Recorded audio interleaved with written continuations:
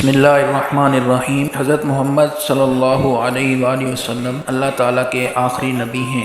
آپ کے بعد قیامت تک کسی نئے نبی نے نہیں آنا۔ اس عقیدے کو عقیدہ ختم نبوت کہتے ہیں۔ اس میں ذرہ برابر بھی شک کرنے سے انسان کافر ہو جاتا ہے، دائرہ اسلام سے خارج ہو جاتا ہے۔ 7 ستمبر 1974 کو پاکستان کی قومی اسمبلی نے بھی قادیانیوں کو کافر قرار دے دیا۔ اب آئینی طور پر بھی قادیانی کافر ہیں۔ 26 اپریل 1984 کو قادیانیوں کو شاعر اسلام استعمال کرنے سے روک دیا گیا۔ اب قادیانی آئینی طور پہ بھی کافر ہیں اور شاعر اسلام کو استعمال نہیں کر سکتے۔ نہ وہ اپنی عبادت گاہوں کو مسجد کہہ سکتے ہیں، نہ وہ عید کی نماز پڑھ سکتے ہیں، اور اسی طرح جتنے شاعر اسلام ہیں ان کے استعمال کرنے کی انہیں اجازت نہیں۔ تعریف شدہ قرآن پاک شائع کرنا بھی کفر ہے، اور تعریف شدہ قرآن پاک کو شائع کرنے کی اجازت دینا اور اس کو تقسیم کرنے کی اجازت دینا بھی کفر ہے۔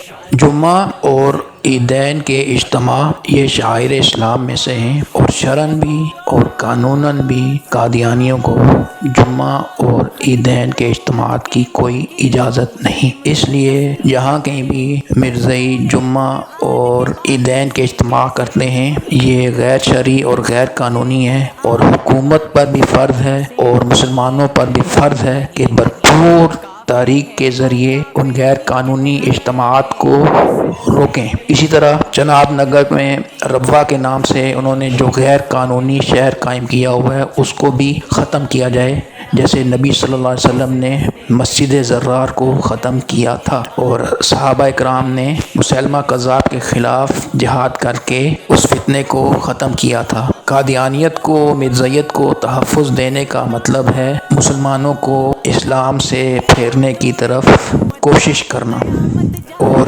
جتنے لوگ بھی ان تحفظ دینے والوں کی طرف سے، ان تحفظ دینے والوں کی وجہ سے مرتد ہوئے، اسلام سے پھرے، قادیانیوں کو تحفظ دینے والے بھی اس جرم میں برابر کے شریک ہیں۔ اس فتنے کا خاتمہ کرنے کے لیے یہی ضروری ہے کہ کسی قسم کا تعاون نہ کیا جائے، اور ربوہ نامی اس غیر قانونی شہر کو اور جتنے مرزائیوں کے مرزواڑے ہیں ان سب کو ختم کیا جائے۔ یہ ہر مسلمان پر، حکومت پاکستان پر، امت مسلمہ کے ہر فرد پر فرض ہے۔ اگر ہماری سستی کی وجہ سے یا کسی کی قادیانیوں کی پشت پناہی کرنے کی وجہ سے، ان کے ساتھ نرمی کرنے کی وجہ سے اگر کوئی شخص مرتد ہوا تو قادیانیوں کا ساتھ دینے والے، مرتدین کا ساتھ دینے والے بھی اس جرم برابر کے شریک ہیں، اس جرم برابر کے شریک ہوں گے۔ اور دنیا کی زندگی تو بہت مختصر ہے، قیامت کے دن اللہ تعالیٰ کے سامنے اپنے اعمال کا حساب ہی دینا ہے۔ کچھ شرم کریں مرزائیوں کا ساتھ دینے والے، کچھ شرم کریں، قیامت کے دن حضرت محمد صلی اللہ علیہ وسلم کے سامنے کس منہ کے ساتھ، کس شکل کے ساتھ جائیں گے۔